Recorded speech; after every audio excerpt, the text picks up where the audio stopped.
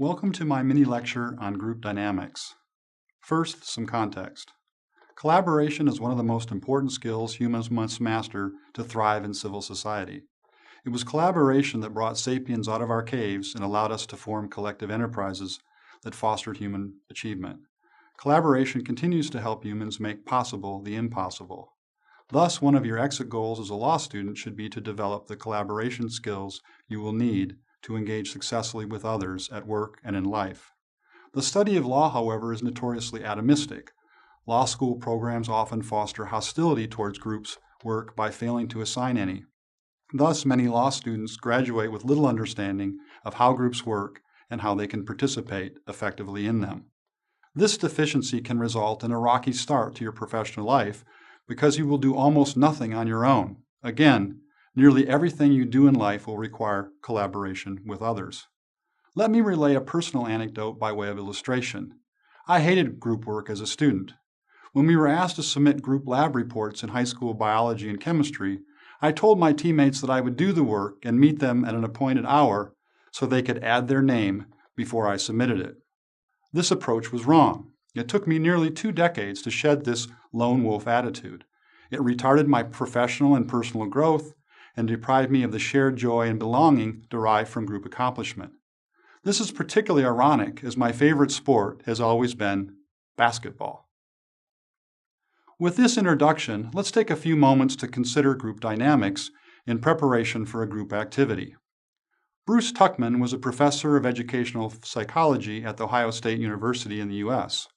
While at the Naval Medical Research Institute in Bethesda, Maryland, he developed a theory of group dynamics, publishing Developmental Sequence in Small Groups in 1965. In this article, Tuckman posits 4 phases of group development: forming, storming, norming, and performing as necessary to foster high-performance collaboration. Tuckman's theory of group dynamics spawned a corporate training industry that continues to this day.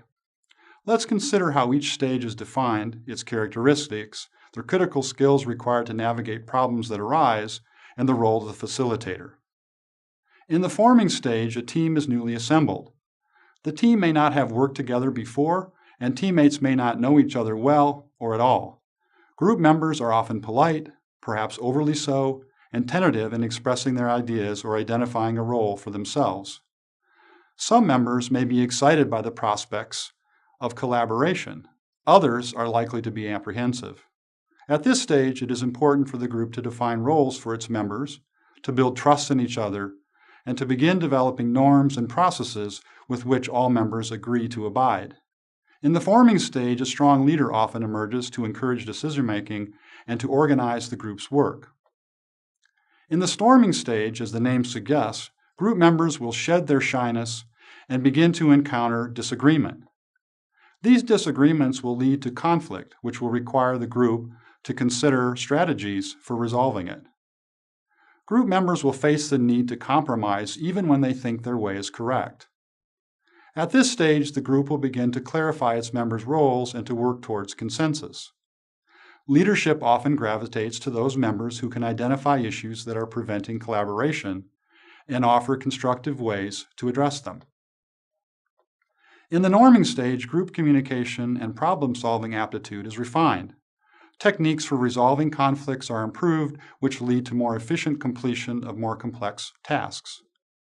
The group begins to view disagreement as an opportunity to create more robust solutions.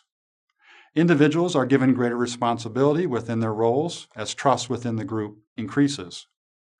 Multiple leaders emerge at this stage based on individual strengths and interests.